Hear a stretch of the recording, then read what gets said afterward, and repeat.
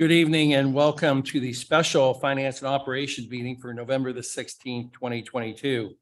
And even though the public is now able to attend in person, we will continue to stream the meetings live on YouTube, and all meetings will be recorded for future viewing. We're also continuing to Zoom the meetings as well going forward to enhance participation in them. You can also view this evening's agenda as well as several additional informational items on our website, www.mtsd.org. In addition, please visit us and like us on our Facebook page, Mill Creek Township School District.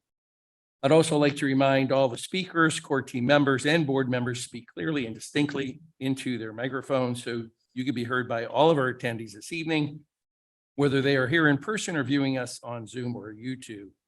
Before we start with this evening's committee meeting, I'd like to remind the public that during the committee meetings, under the agenda item of questions from the public, if you'd like to ask a question, please identify the specific agenda item that pertains to your question or questions, and please limit those questions to those particular items on that agenda this evening. Each speaker will be afforded 5 minutes for this evening's committee meeting to have their questions addressed. Mr. Linder, Chairman of the Finance and Operations Committee, will once again review this when he reaches that section of his committee's agenda. The 3 or 5 minute public comments come under the visitor section of the monthly committee of the whole or regular board meetings before any action is taken by the board. Next opportunity for public comment will be at the November 29th board meeting. Mr. Linder, I turn the floor over to you. Thank you, President Winchell. Ms. Sitter, if you could please call roll. Mr. Kobilka is absent this evening. Mr. Lindner Here. and Mr. Winchell. Here. Thank you. Item 1.02, approval of agenda. I'd like to bring the agenda forward as a motion. I have a second. Second. Any discussion? Okay, all in favor? Aye. Aye. Okay. Moving into this evening's action items, we do have 19 action items that we're going to discuss. Before we start that discussion, Mr. O'Toole and Mr. Gallagher have a presentation specifically on all 19 of these action items, also with conversation topics on finances and budgeting for these projects. So I will turn the floor to you, discuss the presentation of the projects, and then we'll come back to discussing the individual projects on their own merits. Perfect. Thank you. All right. Good evening. So I'm going to start the presentation off here. I'll give a quick overview of kind of the purpose of the presentation, and then we'll go from there. So what we want to start with is a quick overview of how we got to where we are today. We want to discuss the McDowell High School project, including the upgrades that we approved back in February for the auditorium and the other spaces. We want to discuss the savings the district is accomplishing, look at the financial component of funding all of these projects. This will include a debt projection and a forecast for the next 5 years.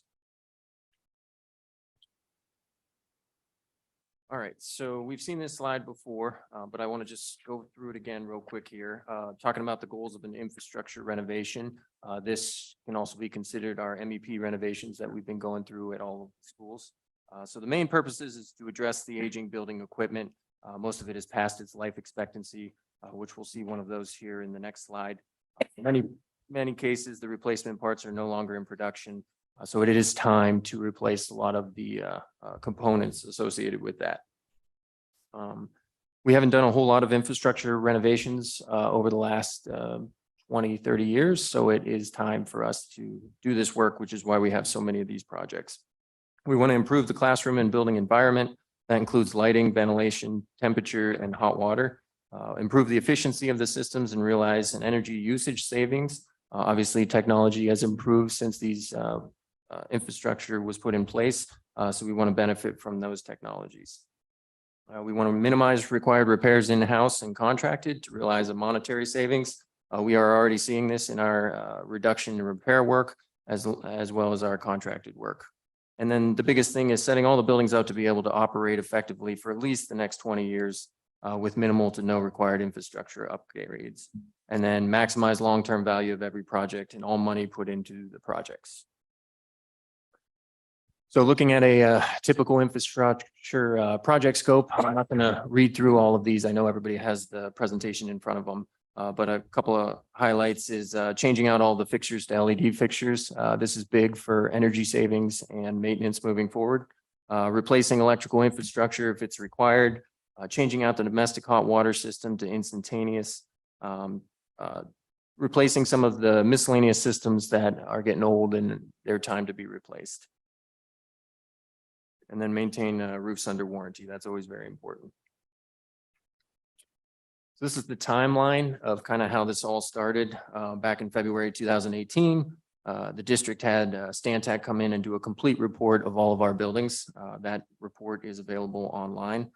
That kind of started the whole process, putting together the long range facility planning committee, discussing many options, including, Chestnut Hill and Ridgefield, whether we close it, whether we sell it. We made the decision back then to renovate those buildings. Those are complete at this time. We've done town halls. We've made recommendations to the board. We've approved quite a few projects. We continue to work through design and moving through all of the different projects. And like I said, all of those resources are on the website for anybody to view. So looking at one of the life expectancy reports, this is important just to see what I'm talking about when we talk about the fact that the equipment is due for replacement. So this one is for McDowell High School. As you can see, the installation date, the age of the equipment, and then we use 3 different sources to determine the life expectancy of that equipment. So we use ASHRAE, BOMA, and then the Stantec report itself. And then the important column is the remaining life on the far right. So obviously a negative number that's red means we're past the life expectancy of that equipment. I added this slide just to show this kind of, you talk about infrastructure and all this, people don't always, from a building occupant standpoint, what they're going to see. So obviously the buildings that have had renovations done now understand what we talk about when we're upgrading all of these things. So a few building enhancements that building occupants see when we do these projects, dual level lighting control with individual dimming for all the classrooms. I know this is a lot of people really like the ability to dim the lights. So that is one building enhancement. We provide a more comfortable, reliable, and controlled temperature and humidity in all district occupied spaces. This includes addition of air conditioning at select schools. I will remind everybody that the high school is not 100% air conditioned. So this would be the last one that is not air conditioned. We want to provide a reliable domestic hot water system for endpoint equipment for building occupants, making sure we have hot water in all of the bathrooms and it's reliable. We want to upgrade the security system. This is intrusion monitoring, exterior lighting, and cameras. And we want to make sure that's consistent and uniform across the school district for enhanced security. And then overall, we want to enhance the learning environment. And we can do that through infrastructure upgrades related to the fiber network, new clocks, updated kitchens, updated and expanded intercom coverage. And overall, we're trying to make the buildings more aesthetically pleasing and really update the buildings moving forward for the next 20 years. So speaking now specifically about the McDowell High School project, I just want to give a quick summary because it's been a while since February when we approved that. Obviously, the high school will address all of the infrastructure renovation items that I discussed in the previous slides. We are also going to address the auditorium space, which is very much underutilized at this time. The lighting is old, the chairs are old. We have the auditorium down at McDowell Intermediate. We don't use the stage, so it's an underutilized space.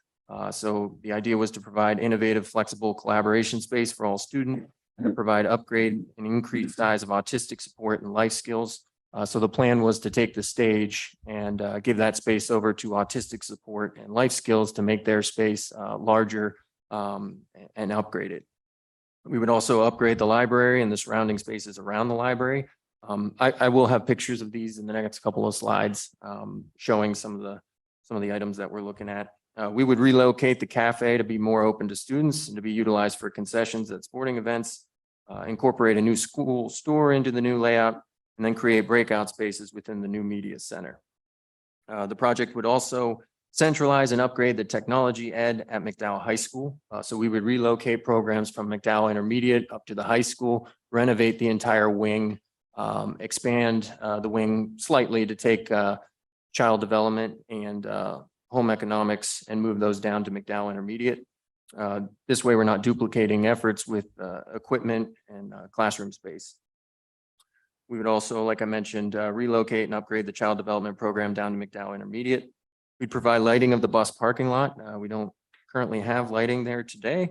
We'd upgrade portions of the McDowell High School roof that are now out of warranty. We did have 2 sections go out of warranty in the end of 2022. And then, like I said before, centralized upgrade home economics at McDowell Intermediate, which would relocate programs from McDowell High School to McDowell Intermediate, and then move the 2nd floor home ec classroom down to the 1st floor so that they're all in one location. So now just going through some of the pictures. I can't remember if I showed these before or not, but these are renderings of what those spaces are proposed to look like. Actually, I do know we showed these because last time someone asked to make sure we don't order the green equipment. Those are just placeholders in there. So this is the wood shop. This would be down in the lower level of McDowell High School. It's pretty impressive to me. This would be the cafe entrance. This would be coming from the gym. So if you were using this as the concession stand during games, this would be the entrance that you would use to get into the cafe. This is a picture of the cafe. This will all open up into the library so that you can make it a larger space if you need to.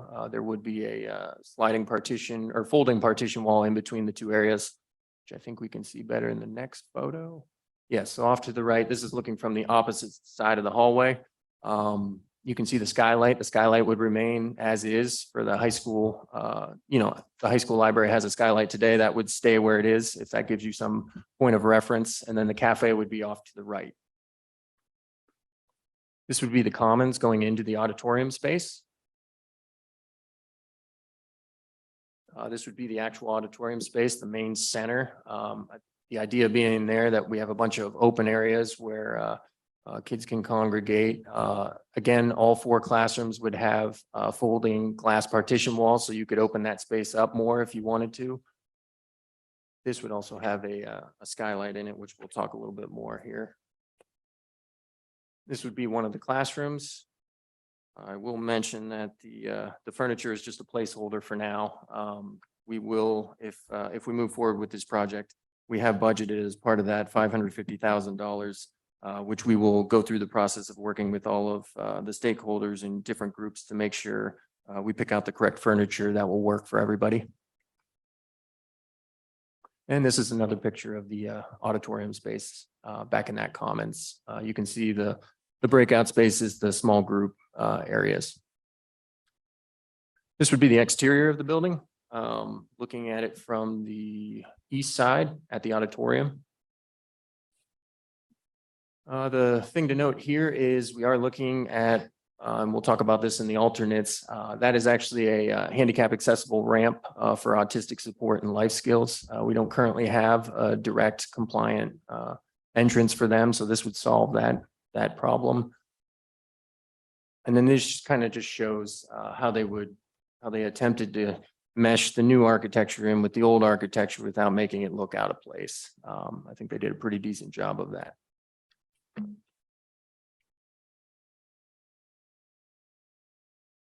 And then this is McDowell Intermediate. This is the new family consumer science, nice open floor plan, 6 kitchen stations, which would increase us from the 5 that we have currently.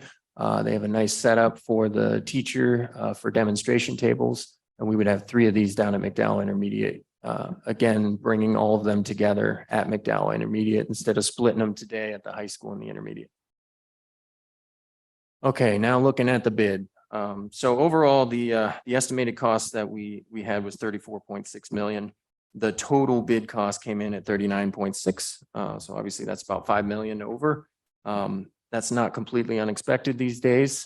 Unfortunately, with material and equipment costs having increased substantially, labor cost increase. And then the other big thing is it's a 3-year project with multiple phases.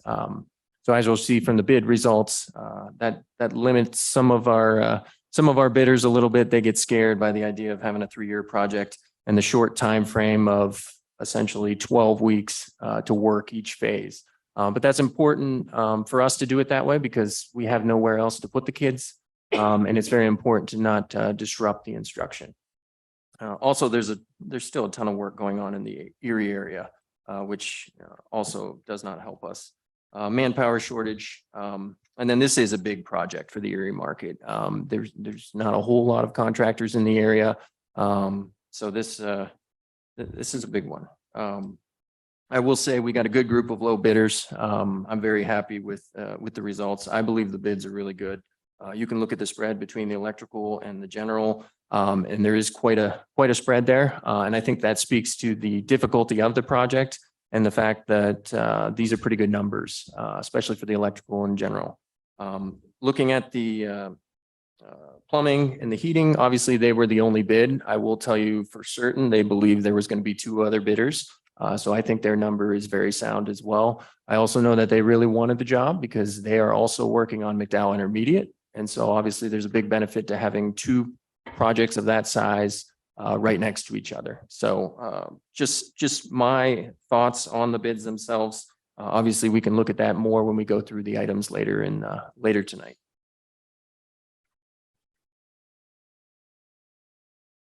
So with the cost being over, we did try to put some contingencies in to give us some wiggle room to reduce that cost if need be. And one way to do that is on bid day, we ask for alternates. And for those of you that aren't familiar, an alternate is basically you describe a scope of work that either you want to deduct or add to the cost of the project. So then when the cost comes in, if it's over or under budget, you're able to take those alternates in order to save money or add money to the project based on where the number's at. So the way we set it up was we did the base bid, and then all of these alternates are considered deducts except for alternate number 6. So when you look at this and you see alternate number 1, savings of $0.8 million, that basically means that I added up all of the alternate ones for each of the bidding contractors. And that's the total amount of money we'd save if we pulled that piece of the project out. So in this case, for alternate number 1, we would basically not do any of the work associated with the library. So we wouldn't move the cafe. We wouldn't do new carpet. We wouldn't do new paint. We would just do the infrastructure. So we'd basically do our usual thing. We pull the ceilings down. We replace the HVAC equipment, we replace the lights, and that's it. So we would save $800,000 by just doing that. Now, obviously, then you don't get all the cafe and all that kind of stuff, but that's what you're looking at here. So alternate number 1 is that. Alternate number 2 is to not do the work in the auditorium. Now, we left in there the fact that we would still increase the size of autistic support and life skills. So at that point, we would still take over the stage. If we selected alternate number 2, we'd save $2 million. And basically the auditorium would just remain the way it is, except that you would have a wall across the stage. The seats would stay there. We would replace the HVAC equipment. We replace the lights. It could still be used for a large group instruction or something like that. But the stage would still be part of the base bid. Alternate number 3 would be a savings of $300,000. This would be the removal of that east vestibule that I showed. And that was the ramp and the stairs and the basically the path for getting into the autistic and life skills. Alternate number 4 would be a savings of $300,000. Excuse me. And that would be to actually remove that the paneling for the facade on the auditorium. This was just another attempt to give us another way to reduce the cost if we needed to. I think the architect thought it would be a little bit of a higher price than that, but it's still something if we need to cut something. So at that point, when we were looking at that rendering, basically it would just all be brick instead of the blue and white facade that's there. So that is an option. And then a savings of $100,000 for removing the skylight in the auditorium. That would just be in the center. And then alternate number 6 is an add of $1.4 million. And we put this in to adjust the schedule to begin the project in the summer of 2024. And the next slide, I'm going to talk a little bit in more detail about that. Any questions on the alternates here? No. Okay. All right. So alternate number 6. The biggest reason for going forward with alternate number 6 is kind of the state of where we're at with everything. We had a lot of issues this last year with getting equipment. And with the size of this project, it would be very beneficial to push the start of this project until 2024, award the bid now, be able to order all of the equipment and everything now to lock in the price and keep the contractors that we have in order to give us a clean start in the summer of 2024. It's also it's an easier phasing plan for the school district and the contractors. And the main reason for that is with the change in moving some of the programs between McDowell High School and McDowell Intermediate, we have to have the phasing line up between the two schools. So as of right now, McDowell Intermediate, that tech ed wing that will become family consumer science, is slated to be done in the summer of 2024. And so it almost works out perfect where we'll do that area, we'll do the whole basement, we'll do the boiler room and everything on the lower level of the high school in the summer of 24. And then we'll just work our way up the next 2 summers. So that's the point I was making there with that second bullet. Third reason is just awarding this project and Tracy in the summer of 2023 will mean we are trying to complete the most amount of work we've ever attempted in a summer. And it's almost 20% more than we've ever done before. We're already at capacity with the amount of stuff that we can complete. I'm going to touch a little bit on in a little bit here, all of the different things that are involved with all of the different parties in the school district. It will be quite an ask to get all of those projects going in 2023. Then I want to run through some of the other bids. So Tracy Elementary School, the estimated cost was $4.7 million. We came in at $6 million. This is a standard infrastructure project, like we talked about earlier in the presentation. Nothing different from that. That is strictly infrastructure. We did do an alternate to start in 2024, just to see what the number was. It was about $200,000 add to start in the summer of 2024. We would recommend we start that in 2023. So now looking at the baseball softball field bid. So the estimated cost was $3.2 million. The actual cost came in at $4.4 million.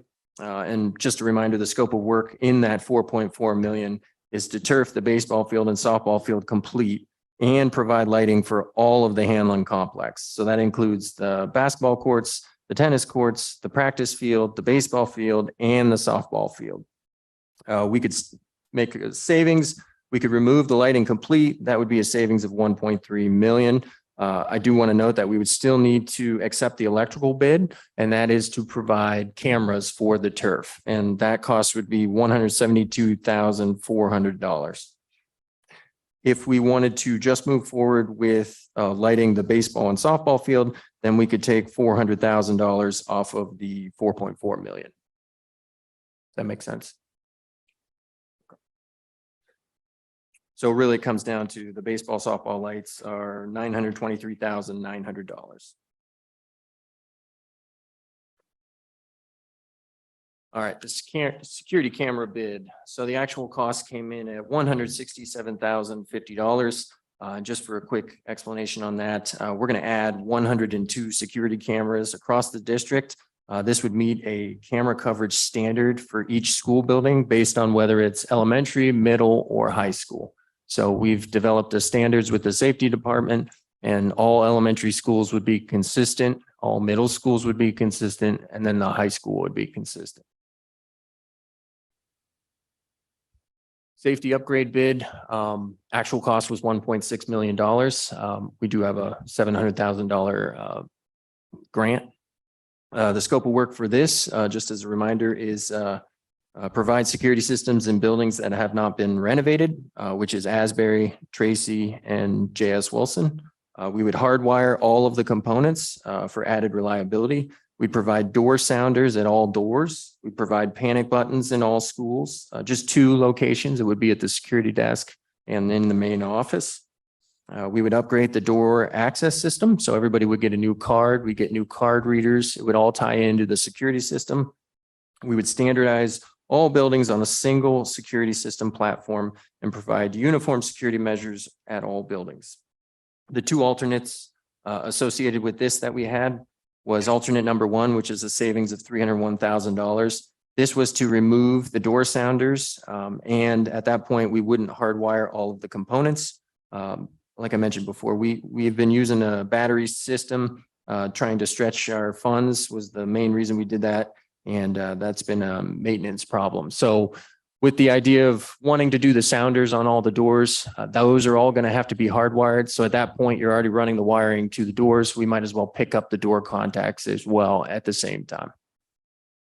Alternate number two is a savings of $51,000. This was to remove, we were going to put security systems at every building. That would include all of the MEC complex. This was just in case we came in too high. This would remove, if we accepted this, we would save $51,000, and we'd remove the security systems from the West Storage Warehouse, the bus repair garage, the food warehouse, and then the first student building.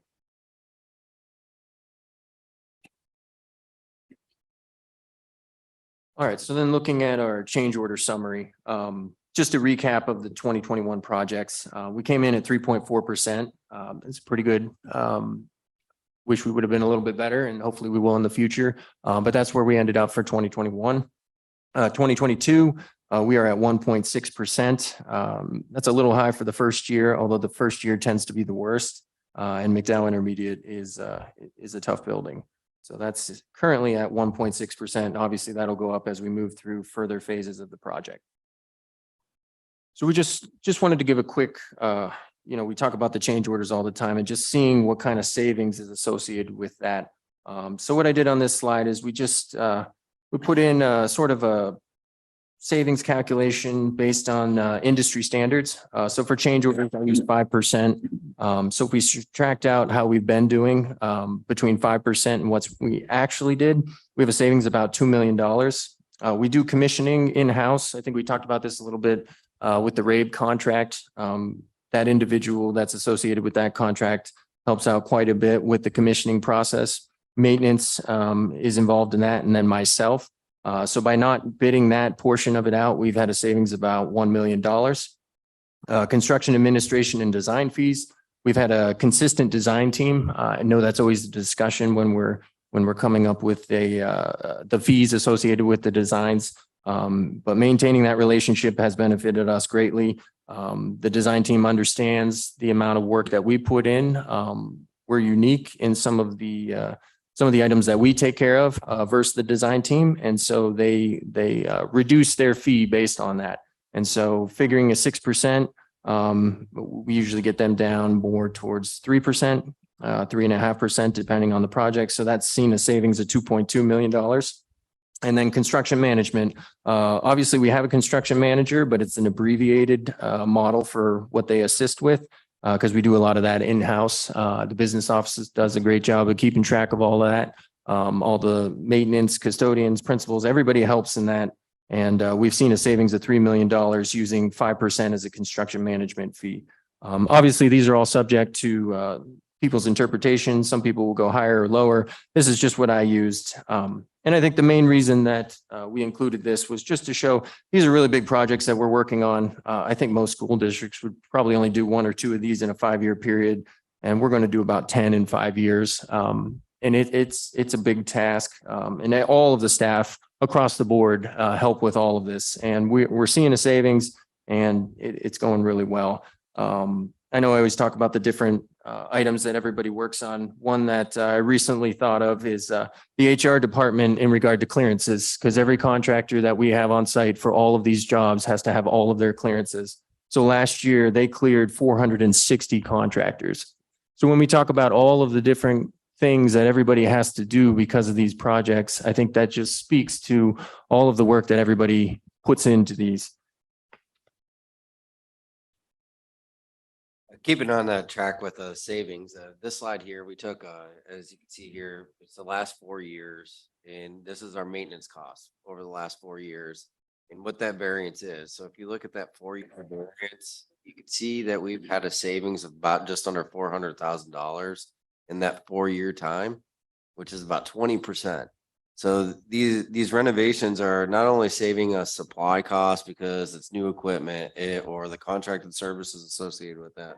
there's also additional energy savings that we're recognizing for this. So these projects do cost money, but they're also saving annually the general fund budget and to the tune of about 20% for the maintenance costs. We're going to talk here in a little bit more about the energy consumption savings. I'll kick that one over to Mike. So we've looked at this before. This is looking at site EUI, which is energy use intensity, which is kilobTUs per foot squared. So it's a good way of gauging based on gross floor area, what your total energy is. So between 2019 to 2020, we reduced by 10%. 2020 to 2021, we reduced by 15.9%. 21 to 22, we've basically stayed flat. But just as a reminder, this is the first time we used, we have air conditioning implemented at Ridgefield and Chestnut Hill. So we would expect their energy usage to increase. Ridgefield increased by 22% and Chestnut Hill increased by 21%. So if you figure that in, we're still doing pretty good with the energy reduction. So let's take a look at these costs. Talking about from the beginning of this project, I know Mr. Gallagher spoke in regards to our timeline. Our timeline started back in 2018 and we started renovations in 2020. So if you look at this slide here, basically down the left-hand side is the description and on the right-hand side is the amount in millions. And just trying to be at a very high level of what we accomplished in 2020, the Education Center, Grandview, and roof restorations at Tracy, Westlake, and MEC and other buildings were conducted for a grand total of 11.4 million. In 2021, we started the renovations for Chestnut Hill, Westlake, Bell Valley, Ridgefield, and a new roof of the multiple different schools, as well as window replacements at Walnut Creek. So the grand total of the projects for 2021 was just under 26 million. And as we move into this past summer of 2022, we started Walnut Creek, MIHS, and window replacements over at Walnut Creek and Westlake, and for a grand total of just over 41 million. And what we're anticipating with the bids that you see here today, it brings 2023 renovations for Tracy and MIHS, some roof restoration, food service equipment, et cetera, just under 49 million. And then using the square foot numbers that we received in the bids today, Mr. Gallagher was able to predict out Asbury's project that we anticipate conducting in 2024 for a grand total of 8.4 million. That brings our total cost to about just under $136 million investment.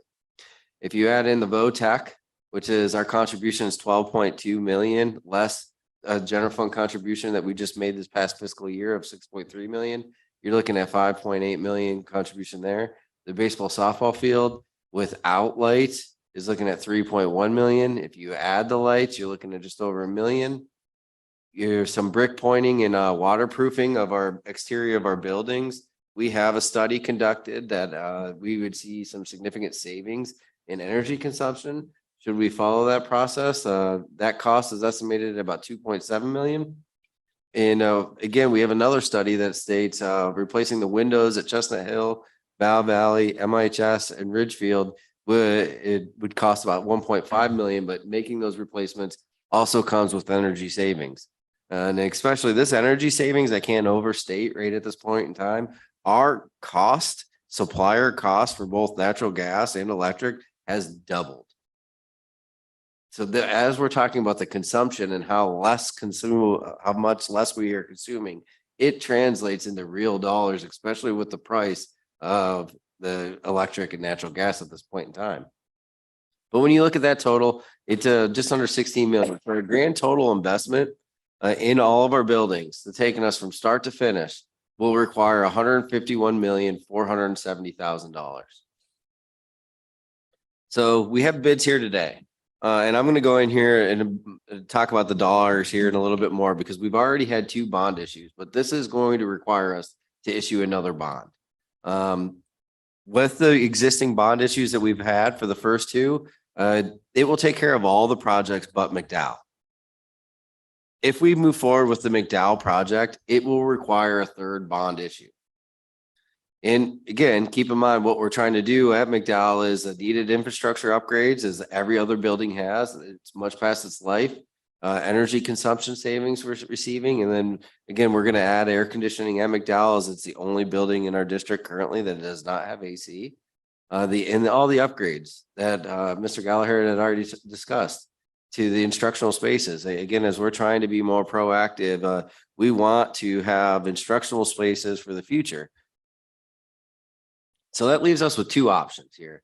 We're talking about issuing debt in January 2024, and we proceed with these projects as planned. As you currently have, the committee will be voting on is to approve the projects to start in the summer of 2024. That is what is taken forward in and how the motions read. Or, because I'm going to talk about the dollars and forecasting out here in a minute, we have a second option that we could issue debt in 2027.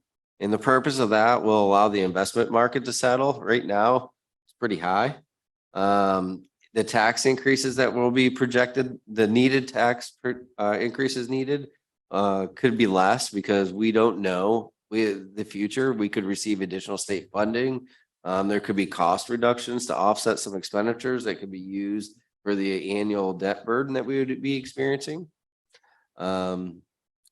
With that said, some of the downsides of that is that with one of the items here tonight is a naming rights contract that we're receiving $350,000 to name the tech ed wing.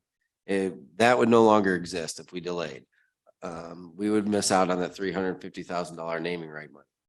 Less students would be able to take advantage of the upgraded McDowell. You're talking about delaying 3 years. That's 3 years of students going through the school that wouldn't be able to take advantage of these upgrades. And again, and most importantly out of all of this, and if there's anything we've known over the last, 18, 24 months is inflation is real and costs are continuing to climb.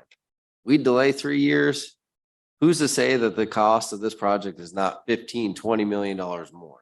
We don't know that. It could be less, but that is the way that we're trending, that may be a possibility. So let's take and cost out these two different options that we had provided here. So down the left-hand side, again, you'll see the description. And at the top section here, in the middle column is McDowell starting in 2024. On the right-hand column, it's McDowell starting in 2027. The top section is really talking about incoming money received. So with the first two bond issues, we've received just over 113 million. Interest earned, ESSER funding, again, we're using about $3.6 million in ESSER funding to pay for the HVAC project out at Walnut Creek. You can see that grand total is just under 4.6 million. Future interest, I calculated it at an estimated 3%. Depending on the timing of when you would spend the money, obviously impacts how much interest you're going to be earning. So for the McDowell starting in 2024, you're looking at just under 2 million. For McDowell starting in 2027, it's just under 2.6 million. And then the Haas naming rights, you can see that I have here listed. So a grand total, you're looking at about 120 million. It's off about $500,000 between the two different options here. And that's basically the interest. So as we move down and you look at the expenditure component of this McDowell starting in 2024, it ties exactly out to the 151,470 that I just showed in that last slide. If you look to the right-hand side with McDowell starting in 2027, it's basically removing McDowell out of it.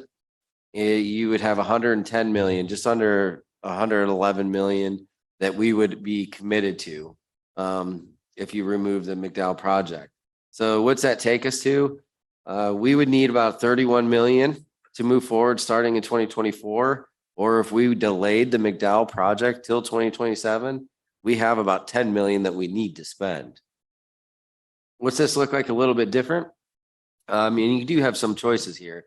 Again, with the option of McDowell starting in 2024, you can see that total net of being deficit of 31 million. If we removed out the lights for the baseball and softball field, you're only having to issue 30 million. That is a little bit of another choice that you could have. And then again, for the McDowell starting in 2027, we would have to spend the 9.9 million. And what we would do is we would rebid the auditorium, the tech ed wing, and then we have an MIHS change order that would be required. That would help us spend that $10 million, but the entire building would not have the MEP infrastructure. The cafe would not be done. The library would not be done. So there would be a lot of work that would not be completed. So Let's take a look at what this is going to cost. We know I just gave you the dollar figures in terms of what's going to be the total, the cost that's needed, but it's not like we have $30 million in the bank to be able to cut checks for this. So we're going to have to issue debt. On the left-hand side, you can see that this is if we issue debt in 2024. And then on the right-hand side is if you issue debt in 2027. I used a dollar value of 33 million in 2027. Saying 3 million relates to inflation. So if you're looking at our existing debt for the next 5 years, each category here is structured the same in the sense of what is our total debt cost for 2024, 25, 26, 27, and 28. You have our existing debt and then the new debt. If we were to issue $30 million, what that would be, and then what that variance is. And essentially what I'm trying to get at when you're looking at the issuing debt of 2024 is we're going to have an annual debt burden of $1.5 million that we need to make up in our annual budget. If you move and scoot over to the issued debt in 2027, it basically delays it, but we get to the same outcome. You're at an annual debt burden of about $1.5 million. These were all calculated at using a debt length of 22 years. Keep in mind, the longer we stretch our debt, the more interest you pay.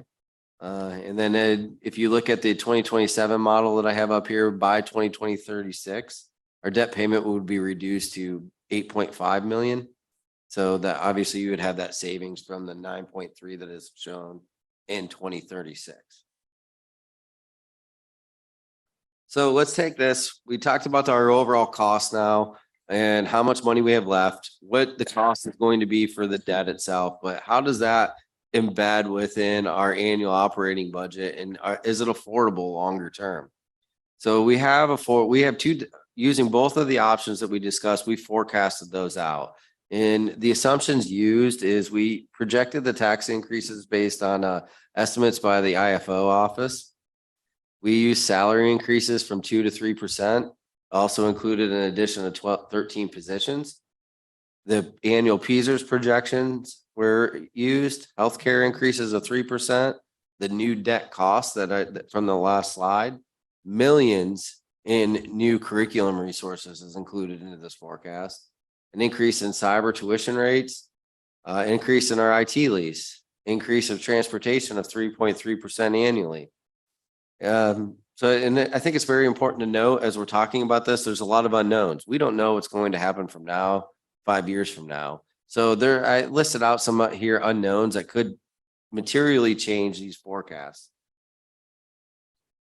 So as we look at option 1, issuing debt in 2024, what does that look like to our total annual operating budget? And on the top hand side, you can see here that this is broken out for our current budget in 2023, and then every year as you move to the right till 2028. The top side shows our revenue. It breaks down to expenditures, and I want to focus on the surplus and deficit. We knew that we had a deficit going in here to this current budget that we're in. What is that surplus or deficit projected as we continue to move forward?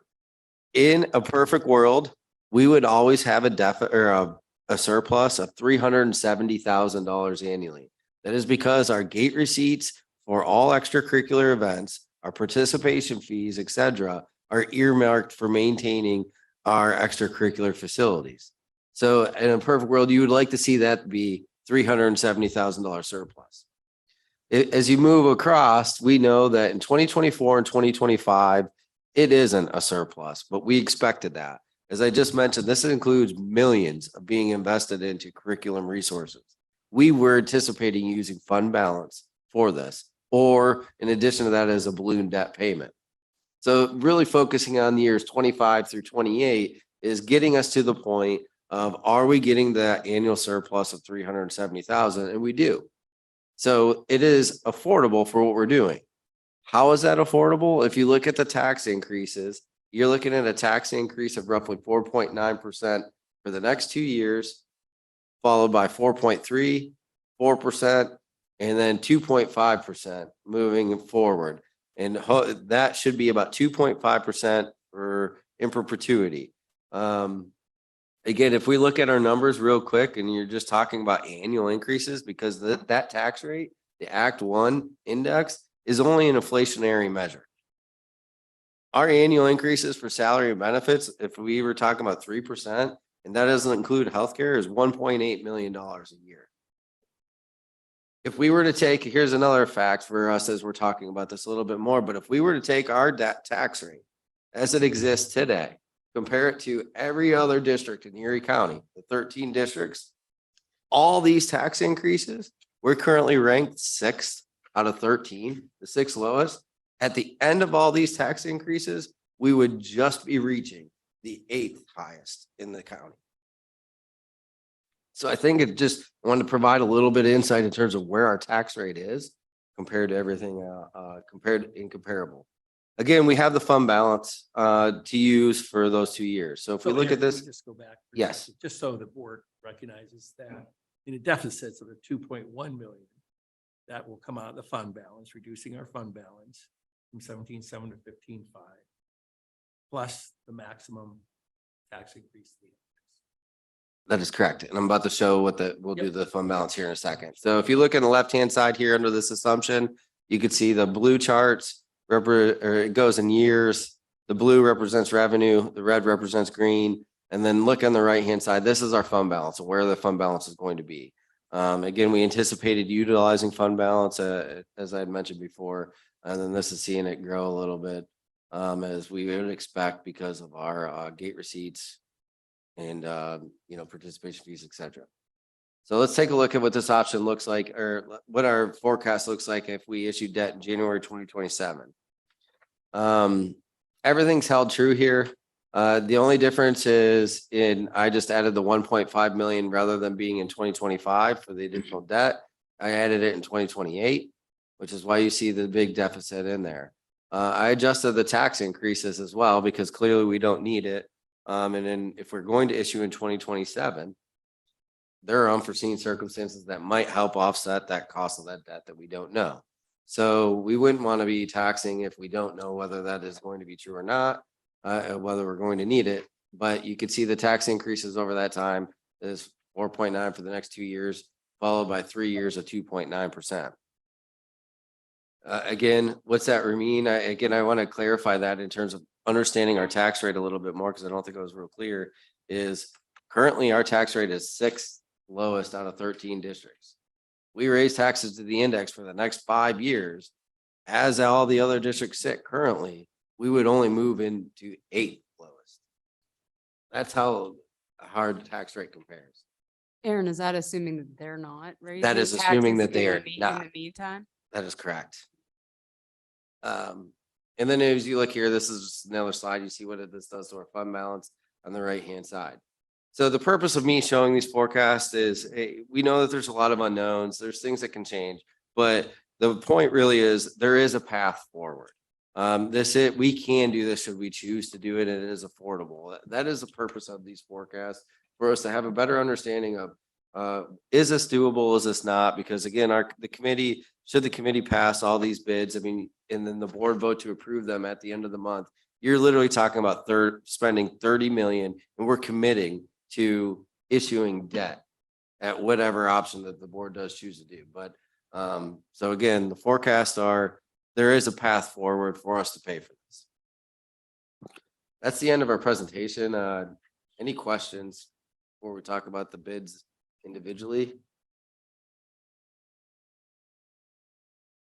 So Aaron, without, if you threw off the boat, a couple of projects that total to like 8 million. So the baseball field, the pointing of the buildings and things like that.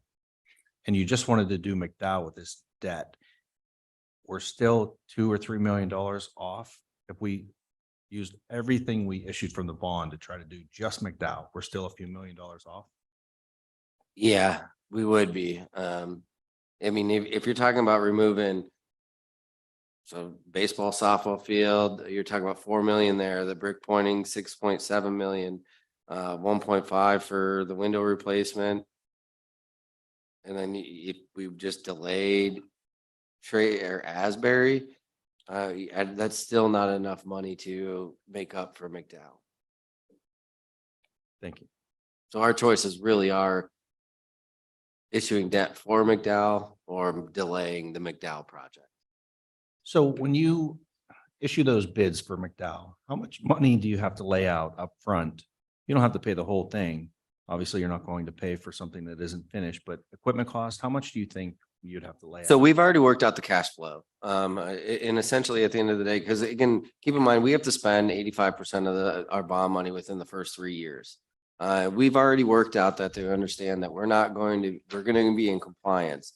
So if we were to approve, hypothetically, if the board were to approve at the end of the month, moving forward in January 2024, our existing debt that we have based on the timing of MIHS, because again, MIHS is a 3-summer project too, right? We're going to be able to pay for the ordering the equipment of McDowell and still move forward, but we would have to issue the debt in January 2024. Because again, we're not having work, MIHS is having work done in the summer of 2023 and the summer of 2024. So you have that all that cost isn't going to be upfront. Yeah, does that make sense? Yeah, it does. It does. So from a cash flow standpoint, we've already worked this out, which is why we're suggesting the January date. Is because it's needed from a cash flow perspective if we were to move forward. Understood. Thank you. So just to make sure I understand this all started in 2018, is that correct? Yes. And the reason that we're spending all of this money and we have to do all of this stuff is for many years it was not done. Is that correct? Correct. Yeah. So our goal is, I believe, to spend all this money, get everything up to where it's supposed to be, and then it'll just be a yearly, we can spread it out more. Is that correct? Yes, although we'll be set for 20, 25 years. I mean, we should be good for a while. Okay. And even the next time it comes back up, we were talking about this a little bit. It shouldn't be to this extent because we are going to keep up with it every year. So it's not going to be this thing where we have to replace every ceiling, all the ductwork, we'll do all the planned maintenance. So you're not going to have to replace all of the guts of it. You'll replace the main equipment, which will be a fraction of what we spent this time. Okay. The problem is it just was so far gone. You know what I mean? Like, Well, we had put it off for so many did. years that Yeah. now we have to catch up. we do. Yes? Yes, that's Okay. 100% correct. Yeah. So you gave us 2 options on McDowell. Do you have a recommendation? I mean, there's obviously trade-offs. Yeah, I would my recommendation is to move forward and as status quo as we planned with issuing debt in January 2024. And I make that statement for multiple reasons. Is the way that this inflationary market's been moving, who knows what the cost of this is going to be, whether you delay it 1 year, 2 years. And if we're going to only delay it 1 year or 2 years, I really don't see the point when we are already fiscally showing that we have a path forward and we can allow more students to take advantages at a much earlier date in January 2024. If we were to start that project.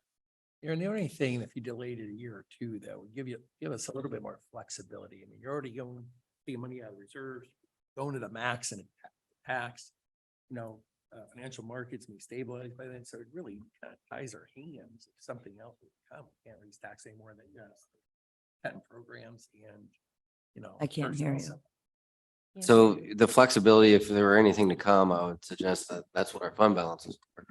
We're already tapping into it it- by $2 million the first year. Understood. Yeah. But that's why we have the remaining part of it. That's why our unassigned fund balance is at 8%, is to account for those unforeseen circumstances as we're moving forward. I don't see personally the flexibility that you are going to gain in making that move as we're delaying it. If you were going to delay it, I would suggest delaying it many years. But you're taking the risk of, you don't know whether the equipment in the building is going to fail tomorrow rather than lasting another 3 to 4, 5 years. I mean, you saw the life expectancy report up there. There was some of that equipment that was 20 plus years past its life expectancy. We're operating on borrowed time. Aaron, I understand that, but what you are asking the community to do is to pass 22.1%, not taking in the compounding effect of tax increases over the next 4 years. There is no more wiggle room to President Winchell's comment of flexibility. We will then, if something comes up that we cannot tolerate through the fund balance that is long-term, we're then talking about an Act 1 referendum. We're talking about making dramatic other changes. I understand delaying to 27. I understand the opportunity to delay. I don't understand why we'd wait all the way to 27. I think that there's potentially some other opportunities to wait 1 or 2 years to make that decision to see how some things turn out. What are you gaining by waiting 1 or 2 years? I'm not understanding that. What I think you're gaining is I don't believe that the community is ready to tolerate 22.1% tax increases over 4 years. And if that is the case, what you're gaining is stability in the district moving forward long-term, because we are all elected officials of our community. We could just as easily not be here in 2 years with a very different appetite for moving for what they're willing to do. And what do you do if the next board comes in and says, we're not going to raise the index, we're at 0? Then what is the decision factor? So when you talk about this is fundable and this is workable, keep in mind, we are all potentially temporary people in this plan. So what happens when you have a board that doesn't agree with this plan in 2 years or 1 year? Then that's, I think, to the point of flexibility. We need to build something that is stable, that will continue down the path that not only is good for the district, but the community can accept. I appreciate that, but I am really concerned if we don't move forward with this. And I appreciate, Aaron, all the work, because one of the things the board had asked for is we need a path forward, and we've been given a path forward. This board will change composition every 2 to 4 years. And I think some board has to have the intestinal fortitude to make these decisions. Like Sally said, we're doing it all now because no one wanted to do it for whatever reason. And we have the opportunity. Things will only get more expensive. The markets may stabilize, they may not. We'll probably see more volatility, but with the increased inflation, it's not projected to come down. I think at some point we have to bite the bullet. I know it's hard. I know the community, and as many people in the community that are going to complain and say, how could you raise our taxes again? You have on the flip side, parents that come up and say, thank you for improving, making our curriculum, bringing our curriculum up to speed or code, whatever.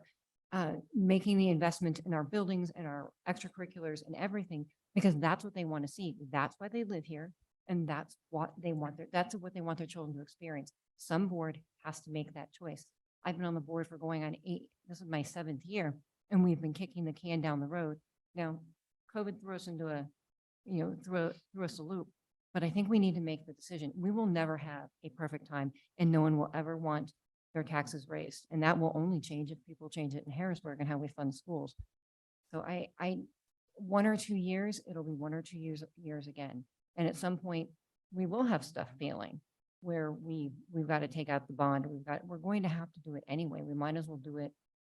We might as well do it now because it's only going to get more expensive. And thank you, Aaron, again for the path forward.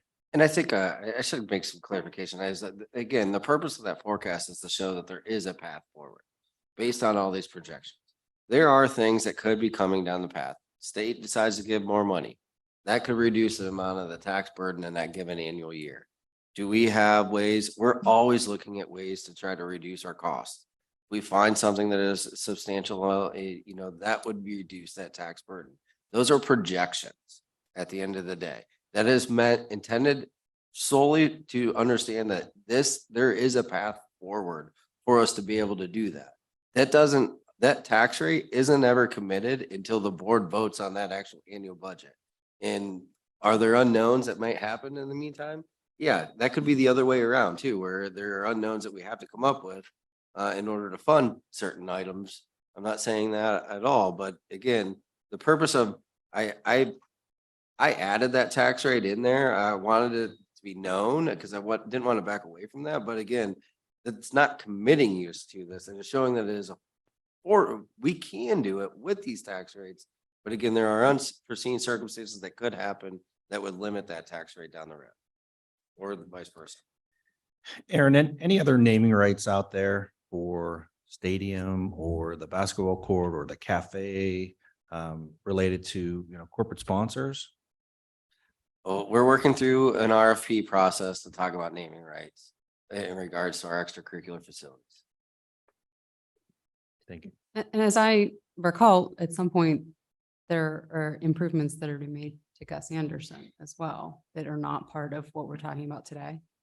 We're reviewing options on what kind of improvements we can or can't do. I can go along with what Janine says. First of all, I also thank you for the work both of you did. It's very easy to understand. And again, I think I want to stress that we're not just randomly raising taxes to the full index a couple years in a row. There were years when they weren't raised at all. And had they been raised, we probably wouldn't be in this situation and some of those repairs could have been done. So I agree with Janine. I think somebody's just going to have to say, we got to get this done and then we'll be back on track.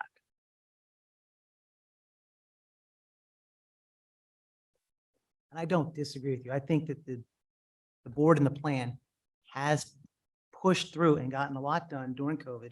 We didn't slow down. This is more of a question about, are we moving at the right pace at this given moment? You know, Ms. Lubacek talks about Gus Anderson. J.S. Wilson's going to be coming. We are tying ourselves to a limit where we are maxed. So when we want to do something else big, we will not have that capacity at that point. In the near future, we will many years out, but in the near future, we're going to be very tight. We're going to have to make, if we move down this path, and you have shown us the path, we are going to have to scrutinize every position, every choice, because there might not be the flexibility there. And we do that now. We just spent a lot of time in executive session talking about these things. And I do think everything that you're allowed to talk about in executive session. And I do think we could have big things coming up, but we have big things right now. That's just it. We have always had, in 7 years on the board, we've never not had a big thing. And they've only gotten bigger. I have not once seen them be smaller. So I do think that we may have something big down the road, but we're going to have to do it because we have big things now. We have big things that need to get done this year and next year and the year after that. And maybe in 5 years, we will have some breathing room. We haven't had it yet, and we're not going to have it. If we wait another couple of years, it'll just be, 2028, 2030 before we have any breathing room. So we have big issues now and we have to pay for them. Erin, as others have expressed, thank you very much for the time and effort that you put into the presentation. And I understand your recommendation and what you have going into it. I guess I would like to ask, Michael, what would your recommendation be also? I mean, from a viewpoint of the amount of work that needs to be accomplished, would that be a reasonable expectation for the 2024, or do you prefer the 2027? I think the 2024 would work better. The biggest thing is, like Aaron touched on, if we move forward with pushing to 2027, then we have that 10 million that we have to spend, and then we have to do some portion of the high school, which is going to be a tough decision on which portions we do. And we're not gonna be able to do it all. So then it's one of these things where we're picking it out. And when we go back, we will pay a premium because you will have to mess with the area that was already done. So you always pay more on that side. And that'll be a bunch of work trying to get that, where's that line gonna be? Do we do air conditioning in half the building, half the classrooms? Do we do the auditorium? Do we do the tech ed wing when we know the entire rest of the building doesn't have air conditioning? You know what I mean? Like, that's gonna be a tough decision. That shouldn't be the reason to make your decision. But we put in all of this effort in on all of it. And we will get the best price if we do all the work at the same time. And going back to the numbers, I mean, just looking at it. And so the general contractor, I respect the low bidder very much, Perry Construction. They were at 10.7 million. And the next closest was 14. So right there, if for whatever reason, the next time we bid, Perry's busy, something else, you're already at 14 million. And so I really do think the prices are just going to keep going up. I think the only way we would get a really good bid is if it's in a couple years where everybody's starved for work. And I don't know when that's going to happen. It seems like schools keep doing work around here, mostly because a lot of them haven't done work for a long time. They have some of that federal money. So I don't know when that's going to slow down. But my recommendation would be to start in 2024 for those reasons. I think we have the obligation to balance, these are two fabulous employees of the district that have made their recommendations and have put a lot of work into it. Yes, I agree there's an obligation to the taxpayers, but we need to balance that, and we need to get to a point where we're not in this situation again. I would also lean towards the bite the bullet, make it happen, do it right, rather than trying to make a square peg fit into a round hole. That being said, it's not going to be popular. Raising taxes is never popular, but you get what you pay for. And Mill Creek has always enjoyed a very positive reputation, and the kinds of things that were identified on that first page where we are using equipment that is 20 years past its life expectancy. That's not the reputation that we want to live with. We need to fix it. So I remind the board also that there's a number of ESSER positions that we talked about that are coming off, so necessary funding too. That's the other side of it. I know it's a lot of money in the buildings, but it's programs and personnel too that will continue to go up. And where's that balance at, so. Aaron, is there a way that you can take all those alternatives that you listed that would save us money and just add those up and see if, how much that helps us? I mean, just a quick look, it was only, less than $5 million. So if you take that against the 30, Looking at 20, I it's see less what than you're saying. 20% change, right? Yeah. So And is that going to be material on your annual budget? I mean, it's really not when you're Yeah. talking about stretching that out 22 years. That's really where you're at with it, right? just trying to see how we reduce that tax rate from a full index to a half index, or, soften that blow for the taxpayers a little bit. It's hard to raise the taxes to the index for, the next couple of years. Mr. President, if I may weigh in, certainly it's no secret that we've spent an inordinate amount of time looking at these presentations, and I can speak for our assistant superintendent. We're all strongly aligned with Aaron and Mike, so we've talked about this. I empathize with the board. No more than ever, this is one of the most telling decisions you'll have to make. And what I'm hearing clearly something that I too have thought about, and that is, how do you strike this healthy balance between just your fiduciary responsibility to our taxpayers, understanding how they're likely to react or respond to raising taxes to the index, but also having served alongside you all for the past 2 going on 3 years, I also know that you are relentlessly committed to what is best for every student who knocks on our doors, the teachers and staff who serve them, not just for now, but for the future. As I think about what it's going to take for us to truly get to this place of not only becoming, but maintaining our position as the district of choice in Northwest Pennsylvania, maintaining our position once we get there as being one of the top 5% of highest performing districts in the Commonwealth of Pennsylvania, we have to create state-of-the-art facilities that will last a long time. And Aaron and I met early in the week, and we looked at the visuals that they shared earlier. I was filled with excitement about what it means for children and parents who will come and knock on the doors of McDowell High School. As a former student athlete who had a little bit of an athletic career, I can tell you our investment in our athletic facilities will really bode well for our athletic programs. And certainly, as we think about the overall renovations at the McDowell, we're also paying a lot of attention to our auditorium, which speaks to our investment in the arts. Certainly, you all will be thoughtful about, as you always have, the decision you're going to make this evening. But allow me to end my recommendation that's aligned with my teammates here by invoking a quote that many of you may be aware of. It's a Greek saying that a society and community grows great when men and women plant trees under whose shades they know they'll never be able to sit. The trees that we're going to plant tonight, based on your vote, will be here for a very long time. It will outlive us, 20, 30, 40 years.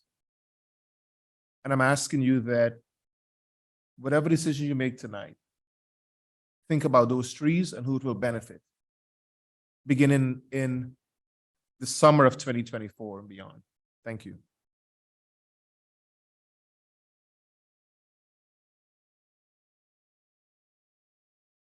Aaron and Mike, thank you very much for the presentation and thank you for all the work. I know the countless number of hours and weeks and months you guys have spent on this.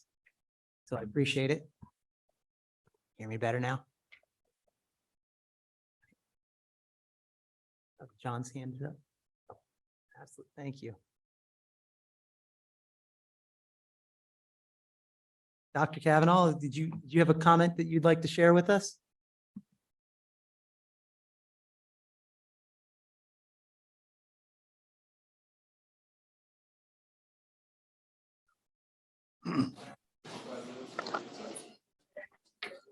I did not have any comments. I have listened to the presentation and I agree with the decision. Thank you, Dr. Kavanaugh. I know we got a little out of sorts presentation, lots of discussion.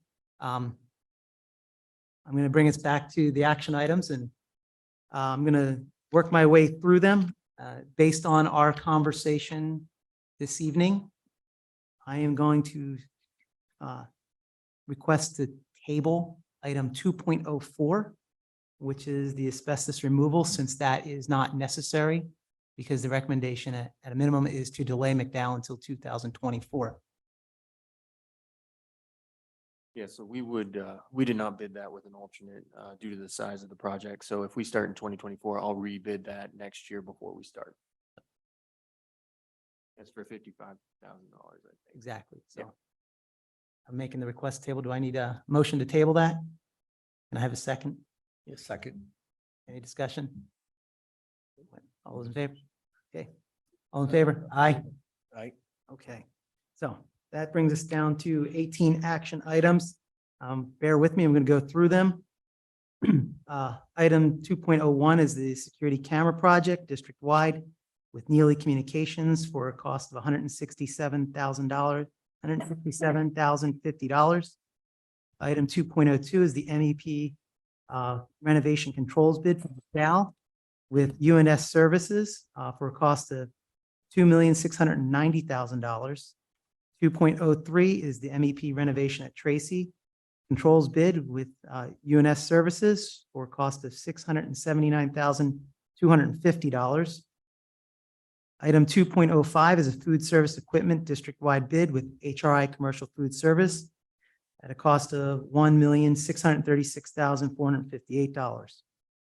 Item 2.06 is the baseball softball field upgrade, the general bid, and that is for a cost of $2,907,512.76. That will install the ACT Global playing surface on both fields. Item 2.07 is the baseball softball field upgrade electrical bid with Newco Construction for $1,537,900. If I can just go back to 206, that bid was with Playing Surfaces Solution. I neglected to name the contractor. 2.08 is, I'm going to add it in here, but I know we didn't really talk about that. 2.08 is the radio project district-wide bid. This is for the purchase of 110 UHF radios. And this is with Mobile Communication Services for a cost of $93,913. 2.09 is the McDowell electrical bid with Kenneth Electrical Zenith Systems for $5,200,000 with alternate 6 exercised for 2024. McDowell High School general bid is with Perry Construction Group for a cost of $11,480,000 with alternate number 6 exercise for start in 24. McDowell HVAC bid is the William T. Spader Company at a cost of $12,600,000 with alternate number 6 exercised for 2024. McDowell Plumbing bid is with William T. Spader Company for $2,269,000 with the alternate number 6 exercised for a 24 start. 2.13 is the Tracy Electrical bid, and that was with Keystone Electrical Zenith Systems at a cost of $1,612,000, and that was accepting the add alternate number 2 in that bid. MEP renovation at Tracy for the general bid was with Perry Construction at a cost of $1,109,000. The Tracy HVAC bid was with Scobell Company for $1,972,400. The plumbing bid at Tracy Elementary is with William T. Spader Company for $672,900.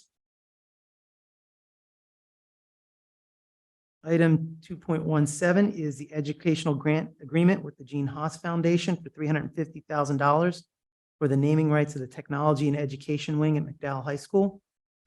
2.18 is the district-wide security bid, and that was with Keystone Zenith Electrical Systems at a cost of $1,569,056. We did not take alternate number 1, correct? Okay, because I knew that would. Okay. And the last item is item 2.19 is to work with RBC Municipal Advisors Agreement in working out how our bonds would be structured and having them help us navigate that process. Good? You want to share on that one? No, I just wanted 2 comments for the other projects that we didn't include in the presentation. The radio bid, keep in mind, majority of that's paid through the security grant that we had written, that COP security grant. 2.17 is the naming rights that Haas had provided to us for $350,000. I have to give Kyle Buchholz and his team up there, and as well as the high school administration, a lot of credit, because that's our first naming right at $350,000 is pretty substantial. That is contingent upon doing the tech ed wing at McDowell. And then again, 219 is that this is utilizing Jay Wanger, who we used for the last 2 bond issues. He's just now with RBC. So I wanted to make that clarification. And Aaron, for the benefit of the community and those listening, the grant funding that pays for, that supplements our security grant is about $700,000. That's correct, yes. That's 2 separate grants. The PCCD grant and the COPS grant, they both will be about 700. So, thank you. So I'd like make a motion to bring items 2.01 through 2.19, excluding 2.04, to the board meeting at the end of the month. And I have a second. A second. Any discussion?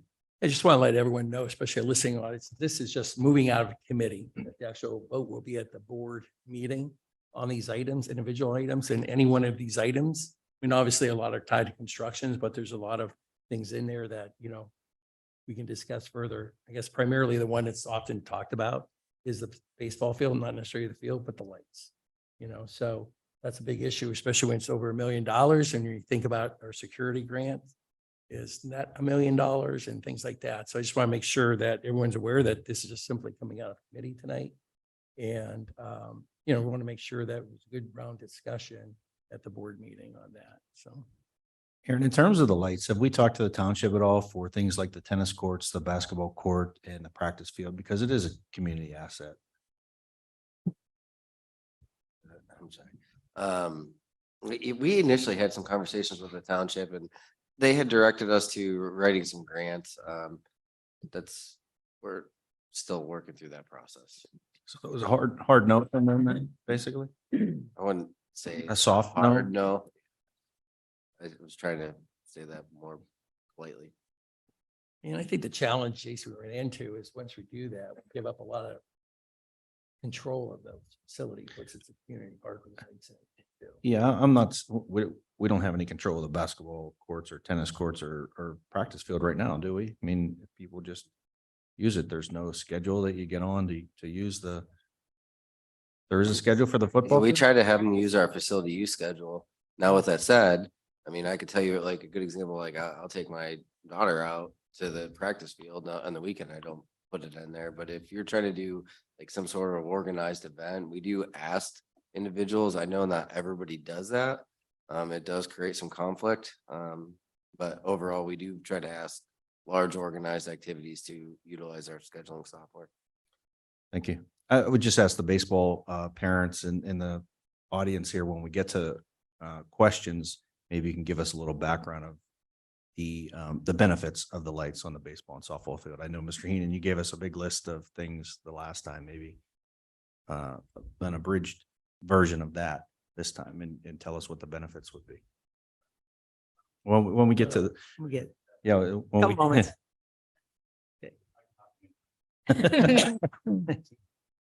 So I'd like to thank everyone for the conversation tonight around this. As you know, Chair of the Finance Committee, and we don't believe that we're going to hold any of this up. We're going to bring this all to the board so that the full board has the right to vote on this. But I do feel that it's my duty to just give you my recommendation that that we delay the renovation to McDowell and the lights for the field and proceed with all of the projects, including bidding the tech wing and the auditorium renovations for McDowell as separate projects that begin in summer 24 to co-line. This allows the district to recognize potential operational savings, see the financial markets normalize over the next few years. It would be my preference that we not wait till 27, that when we see some outcomes that are more beneficial, that we would act sooner, hopefully in the 25 to 26 year. As I said earlier, I believe this is to be the prudent course of action that will allow the district to build the reserves while also providing greater financial stability without the need to raising the taxes to the index for the next 5 years. Again, that is a significant burden that that we have to balance. If we do proceed with issuing these bonds in 24, I do believe that it will challenge us, and it may cause us to make some decisions that we might not have wanted to made when changes happen. And if the last 2 years have proven anything, we can't predict that far into the future, and we need to have as much flexibility as we can so that we can be the best stewards of our fiduciary responsibility. Yeah, and I'll say, Mr. Belk is not here, the other finance individual, but also as a finance committee member, I have the same concerns that Mike does, the chairman. And so we want to move this forward though, so we have a full discussion. But there are some concerns from the finance committee about, rushing this in 20. We'll move this forward for full board discussion at the end of the month. I appreciate both of you. I know we're still in discussion. Can I say something? Absolutely. I we're was in gonna say, discussion. I Sure. appreciate I appreciate both of your concerns and bringing them forward. I think we probably have more control now than we are going to, because we can't predict the future. While I appreciate the statement of putting it off, I don't agree with it. And I do think that we need to act because things will only get more expensive and we are always going to have to raise taxes. I mean, there's no way around it. That's my 2 cents. I have just one question, and I don't want to muddy the waters here, but when you look at the buildings that we're talking about, Tracy being built in 1998, was there any look at potentially delaying that, realizing that it's much lower cost than McDowell, but the trade-off there, given that it's not hitting the life expectancy the way McDowell has? So it still wouldn't be enough, even if we just push Tracy based on where all the numbers fell. It's also, I don't know if you ever, when you drive by it, those units that are up on the roof are huge, and the system that's over there is not very, very efficient. So I guess I say that only because we will see a substantial benefit in doing it. And then even pushing that one and Asbury is not enough to get us the whole high school, which is, because we did discuss that, because the high school does need it more than those two. It's more urgent, I guess. It is. But the cost savings at Right. Tracy is where it makes sense to do sooner rather than later. Right. And Asbury is the same thing. Can I have one more question? Is that okay? Oh, yeah. In looking, I just want to make sure I'm understanding this correctly in the general fund projection summary, where you have across the projected or the tax increase percent. If I'm reading it correctly and understanding it correctly, only 2 of those years does it go to the full index. Is that correct? If you're looking at, That's the 27 Yeah. delay. You delay it to 27. That's the On the last projection. page. Go back 2 pages. You could go back 2 pages. Second to last. The start in 24. This is has- 2024. no, the I have 2020 4%, 4.9, 4.9, 4.3, 4, and 2.5. That's correct. So you're looking at the last 2 years are not to the index. As Correct. projected, but the first 3, yes. Well, what's the index in 2027? thought I don't four- remember I off the thought top of four my was head. I would the have index. to look. four It's got to was be the pretty index. close, Yeah, but 4 was the index in In 2027. 2027. so. So it Four is was the- index, it's oh, just a I'm thinking- lower index. Yeah, the index fluctuates from year to year, much to Mr. O'Toole's statement. It's inflationary based. And this is the projected index. Indexes. It could change Okay. based on inflation. I mean, it could drop or it could go up. And if it drops, that again is another, I mean, Okay. I don't expect it to drop. Let's just be clear. For the next 2 to 3 years, it's pretty, it's close because again, that information's always years behind. So the next 3 years is pretty accurate in what we're having here, but the idea being that in years 4 and 5, that index measure that the IFO predicts is it's based on markets, right? It's an inflationary measure. So are the markets performing? Your CPI, cost of food, Mike's right, energy. though. That index in 26 is capped at 3%. We're projecting 4.3. That's the flexibility we're talking about, right? That's one of the factors we don't know, we can't control. We do know if we do that, that's what we have to raise taxes by, though, 4.3.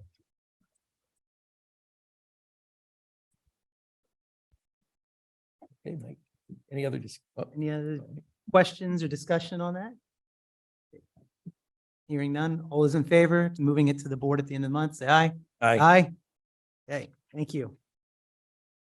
Item 4 are questions from the public, and I will just remind the public, and I think we have a few people online, but for those in the room, this is an opportunity to ask questions about the projects. Anything specifically you'd like to question us about, we'd be glad to try to answer those for you. If you would like to have a comment about the why or the what we should do, I would encourage you to please hold that to the board meeting at the end of the month. That is the time for the community to tell us their opinion. So are there any questions? I appreciate you coming in and being in attendance. I think there was a question from a board member, so I will, Mr. Dean, I'll let you go first with that question so that that's asked in the proper venue.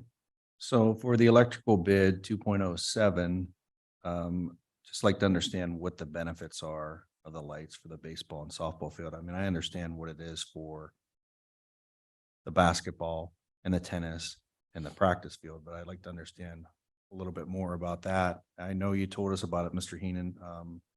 That was many sleeps ago. So if you could tell us again, I'd appreciate it. Craig, if you come up, yeah.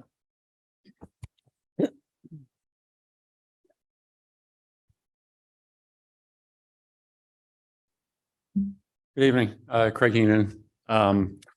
Just in regards to the lights, I mean, obviously, look where we are now, you come out your door, as soon as daylight savings times come, the baseball season, in reality, the best season we have is fall. The best weather we have in this region, in this area is fall. There's fantastic fall ball leagues that operate all through Erie County and surrounding counties. The issue is you gotta be done by, 5:30, 6 o'clock, sometimes when it's still really good weather. So, looking overall, I think it just actually doubles the length of time in a year that you can utilize that field. You're losing, really valuable months. You're losing valuable time, in March and April leading up to the season. These guys have to go to, South Carolina, Florida, different places to be able to utilize fields, but if you have a turf field that you can get on, even if it's raining, if we had rain the day before, with lights, they can, go further into the evening. So I think, just really doubles the length of time you can utilize that field. In addition, if you look at varsity and JV play back to back. Okay, so varsity plays first, JV plays second. In my several years, of having, children play JV, I think probably maybe 10% of the time they ever actually finish a game. Because by the time varsity gets done, JV takes the field, they start playing, and it gets called for darkness. And so, they're losing, a good portion of their season because they can't even finish the game. So it would just be really a regional asset. There are not many high school fields in this area that have lights, to be able to host tournaments, do fall ball. I mean, that field would be utilized, really from March all the way through into November. So it's just a major benefit of having it lit. But Craig, for the JVs though, that affects every school. Every school, yeah. Other school. Yeah. Is that what Northwestern is like? Northwestern does, and Corey. I think Corey is the only Right, other every one. team- Yeah, Every team, every school has that problem. with Yeah. JVs. yeah. Yeah, every school has it. Sorry about that, I know. And there's no way they could start the games earlier, Brian, like 2:30 or 3? I understand. Yeah, so we could have the JVs, but all the other schools would have the same challenges Yeah. for the JVs. Yeah.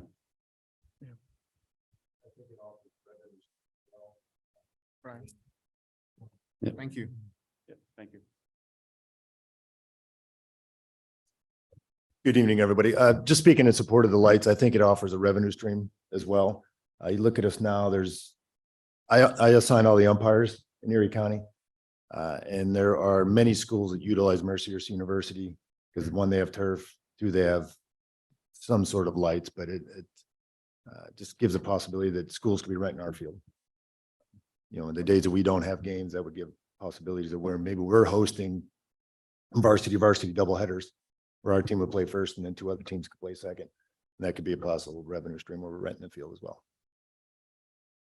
I think just because other JVs are in the same position, I don't really want to use that as a hang our hat on, because like when Fairview was raising their taxes to the limit year after year, we kept cutting ours. So I don't really think what other people do, we necessarily always follow suit. Yeah, I understand, but it is $1 million. And I mean, our security program's $1 million. And so I think every dollar's, should be accounted for. I'm just thinking, is this a necessity? I mean, we first talked about the fields, Craig. We went out and saw it. There's safety, it was holes, it was water, it was drainage. The new field accommodates that. I just don't see how the lights accomplish the main reason why they want to do the renovation stuff. Other than, hey, it's nice to do, we can play more. It does stay late till 6:30 in October and that, so you can have that. But as far as the revenue stream, that opens up a whole nother avenue. Where does that go? Who takes track of that? You have to have maintenance, you have to have security, things like that. So I think that could open up another whole can of worms, but that's fine. I mean, that's just my thoughts. I guess we could pick apart every project we have. Do we need a new cafe? Do we need, a commons area? We could pluck those. I got some. It's been a long time coming that we have kicked the can on this baseball field. I'd like to do it right. And I would say the length of practicing on the other fields in that complex is the same situation. When you look at starting as soon as schools end, you have in the fall, you have boys soccer, you have girls soccer, you have fall ball for lacrosse out there, same thing in the spring. So everybody's trying to get in before it gets dark. And it's the exact same situation. We could really do a service to our athletic programs to allow them to have beyond just Gus Anderson as our only lit facility. I want to get this back to the public. Are there any questions from the public and not us Yeah. speaking?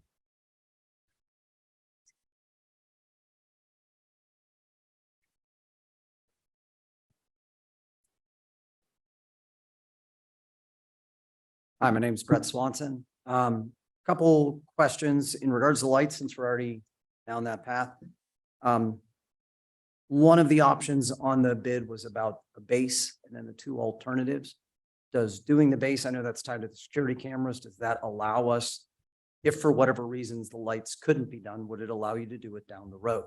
Or is it really only just for the cameras themselves? It's just for the cameras. So we weren't doing like because we have to upgrade the electrical going to that site. Right. So it'd have to come off of 38th Street, and we made the decision not to move forward with that. If you ever go down the path of needing the lights, then you would do the work at that time. You don't gain that much from running all of that stuff in now. I Knowing just wasn't that, sure what was part of the base. yeah. So it the really base is becomes a now or really- never, Yeah. type essentially. situation. Well, You're gonna I put mean, you can lights always- in.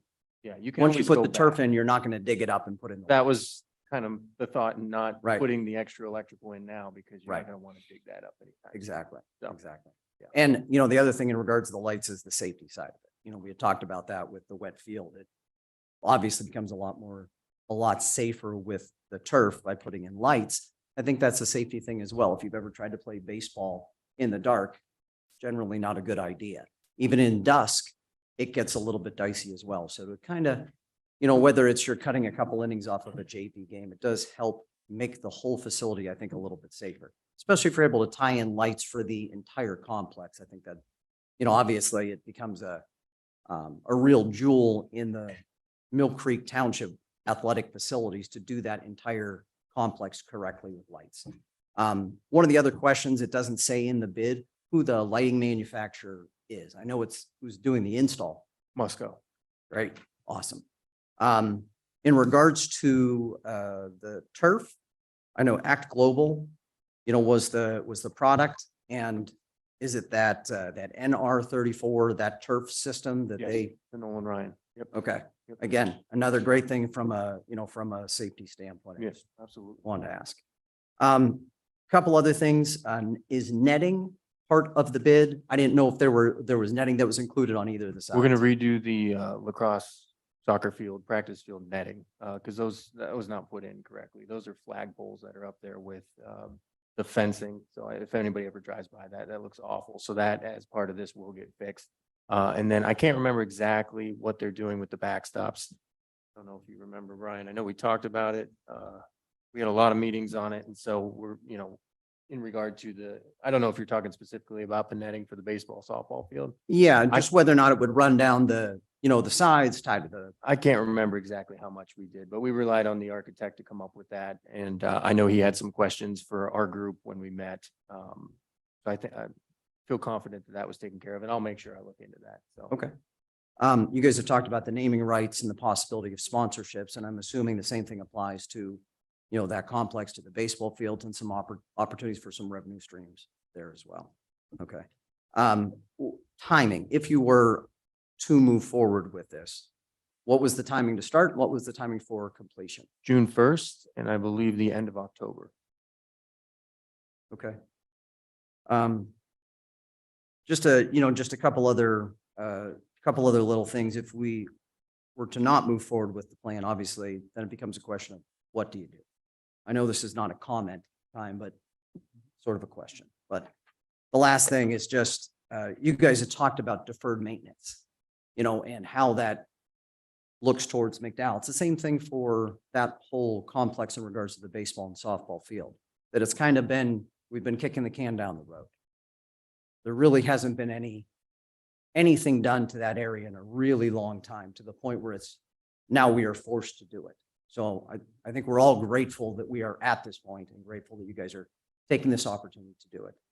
And then the last thing, obviously, this has been quoted a million times over, but our goal, whether it's you on the board or us on the baseball booster board, is to just leave things a little bit better than when we got here.